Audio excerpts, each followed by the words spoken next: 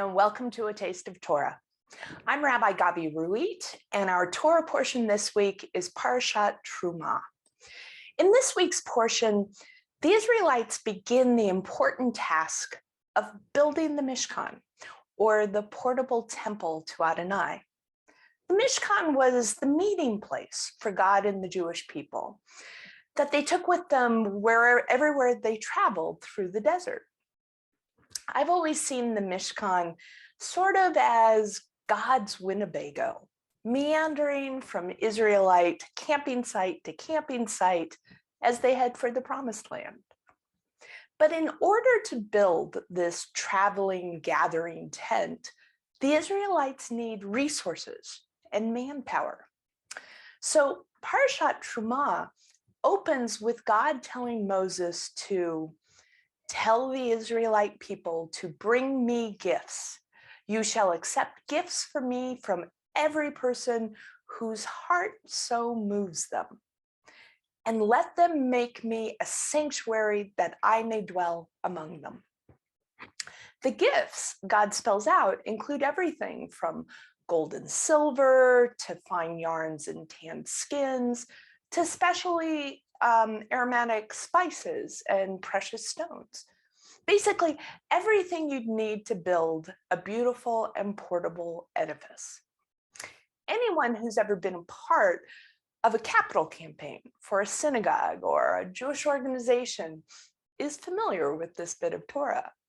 The verse, "Accept gifts for me from every person whose heart so moves him," is always pulled out for fundraising.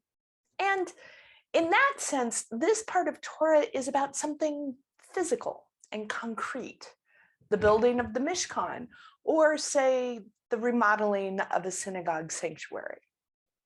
Once the physical project is complete, the idea of giving gifts to God usually recedes into the background. But Hasidic Rabbi Ze'ev of Zhitomir sees something deeper in this verse. He teaches that this is a great principle of Torah and of the service to God, that within everything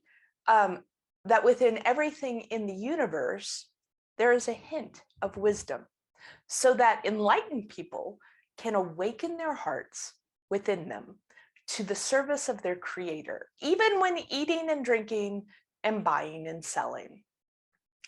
Whereas the Peshat, or simple meaning of the verse, suggests that these are one-time gifts for a specific building or structure, Rabbi Wolf posits that the giving of gifts to Adonai can be an integral part of our daily living if our hearts are awakened to the possibility. So what does that look like?